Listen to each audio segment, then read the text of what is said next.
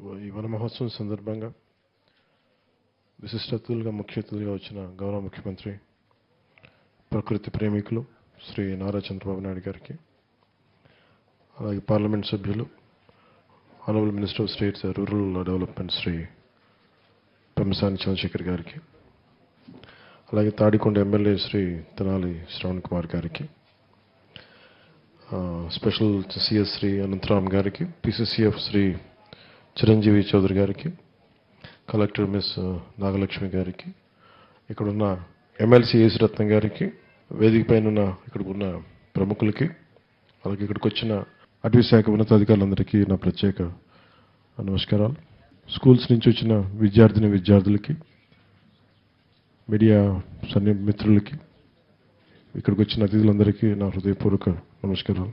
ఇది అటవీ శాఖ మంత్రిగా ఇది నాకు చాలా ప్రత్యేకమైన అవకాశం. ఒక పర్యావరణాన్ని ప్రేమించేవాడిగా దాన్ని పరిరక్షించే బాధ్యత కూడా ఈ మన ఎన్డీఏ కూటమి ప్రభుత్వం చంద్రబాబు నాయుడు గారి నాయకత్వాన నాకు అవకాశం లభించడం చాలా చాలా అదృష్టంగా భావిస్తున్నాను. ఇంతకాలం ఎప్పుడు నా సొంతగా చేసేవాడిని, కొంతమందిని మోటివేట్ చేసేవాడిని, కానీ ప్రభుత్వ పరంగా దాదాపు 1 కోటి మొక్కలు నాటడానికి ఒక బృహత్తర ప్రయత్నం చేస్తున్నాం ఈ రోజున. దానికి తగ్గట్టుగా వరుణ దేవుడు కూడా ఈ రోజున వర్షం కురిపించి ఒక శుభాశీస్సులు అందజేశారు ఆయన. సో మనస్ఫూర్తిగా మీ అందరికీ నా ధన్యవాదాలు. ఇందాక పాప చదివినట్టుగా ఈ ప్రతిజ్ఞ హరిత ఆంధ్రప్రదేశ్ కావాలి, ఇది చాలా ఈజీగా ఉంటుంది ప్రతిజ్ఞ. దీనిని నిలబెట్టుకోవడం మటుకు చాలా కష్టం. ఒక చెట్టుని పెంచటం, కూల్చేయడం చాలా తేలిక, కానీ పెంచడం చాలా చాలా కష్టం. ఇక్కడున్న విద్యార్థులందరికీ కూడా మీ అందరికీ చాలా నేను చిన్నప్పుడు ఇప్పుడు చదువుకున్న పాఠాన్ని నాకు చాలా ప్రేరణ అది. అంటే ఈరోజు మనం ఒక చిన్న ప్రతిజ్ఞ కదా దీని గురించి అని అనిపించచ్చేమో, కానీ పర్యావరణ ప్రేమికుడిగా ప్రకృతి రక్షించుకోవాలి అనుకునే ఒక ఆలోచన ఎప్పుడు చిన్నప్పుడు స్కూల్లో ఒక చిన్న పాఠం ఉండేది, 3 కాళ్ళ ముదస్సులి అని. ఆల్మోస్ట్ కాటికి కాళ్ళు చాపుకొని చావుకు ఎదురు చూస్తున్న ఒక ముసలతను ఒక తినేసిన మామిడి టెంకని చిన్న గొయ్యి తీసి రోడ్డు మీద రహదారులు ఎక్కడ ఒక అడవిలో ఉండే ఒక బాట వైపు నాటుతూ ఉంటే, ఆ దారి వెంబడి వెళ్తున్న మహారాజు ఆయన సైన్యాధిపతి వేట చేసుకొని వాళ్ళు తిరిగి రాజధాని వెళ్తూ ఉంటే, ఆ మహారాజు అంటే సేనాధిపతి తోటి చూడండి ఎంత ఆపాప గుర్రాలు ఆపు అని చెప్పి గుర్రాలు ఆపి చూస్తుంటారు.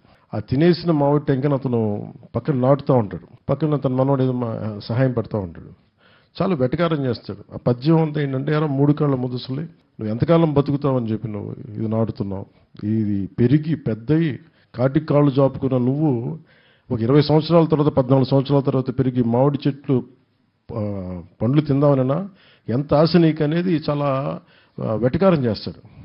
అతను నవ్వుతా అంటే తల ఉంచుకొని చాలా వినమ్రత ఒకటే మాట మాట్లాడతాడు, నా కోసం కాదు నా మనవడి తరం కోసం నాటుతున్నాను.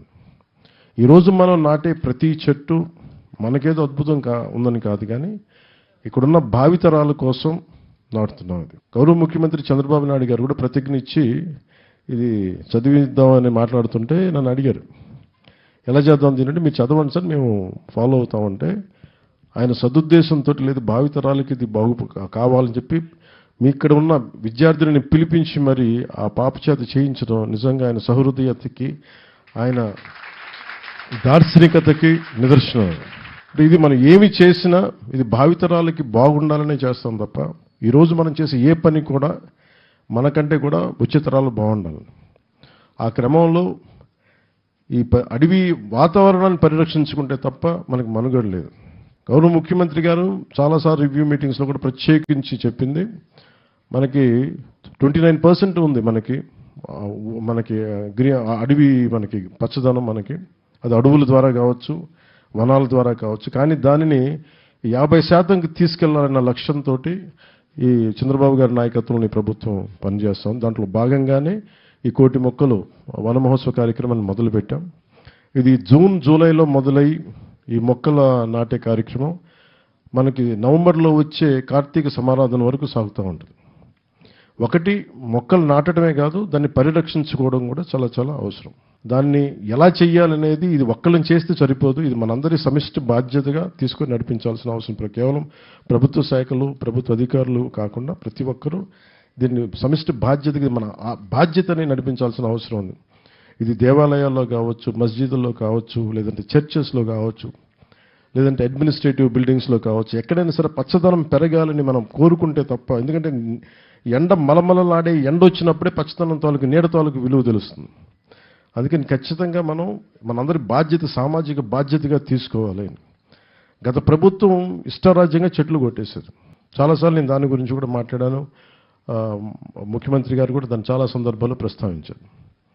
కోనసీమలో ఒక మాట చెప్తారు, ఒక కొడుకు ఒక ఒక చెట్టు పెద్ద కొడుకుతో సమానం, ముఖ్యంగా కొబ్బరి చెట్టుని పెద్ద కొడుకుతో సమానం అంటారు. అంటే అంత బలంగా చెట్టుకి ఇది అరణ్య సూక్తం చదవాలి. మనం అరణ్య సూక్తం చదివితే దాని తాలూకు విశిష్టత, ఒక చెట్టు తాలూకు విశిష్టత ఎలా ఉంటుందంటే దాదాపు 10 మంది సంతానంతో సమానం. ఇంకా నేను సరిగ్గా చెప్పట్లేదు కానీ దాదాపు 10 మంది పెద్ద కొడుకులతో సమానం అన్నట్టుగా మాట్లాడుతుంది ఒక్క చెట్టు. అంత మేలు చేస్తున్నది. అలాంటి చెట్టుని పరిరక్షించుకోవాల్సిన మన బాధ్యత. దానికి రకరకాల విధి విధానాలు ఉన్నాయి.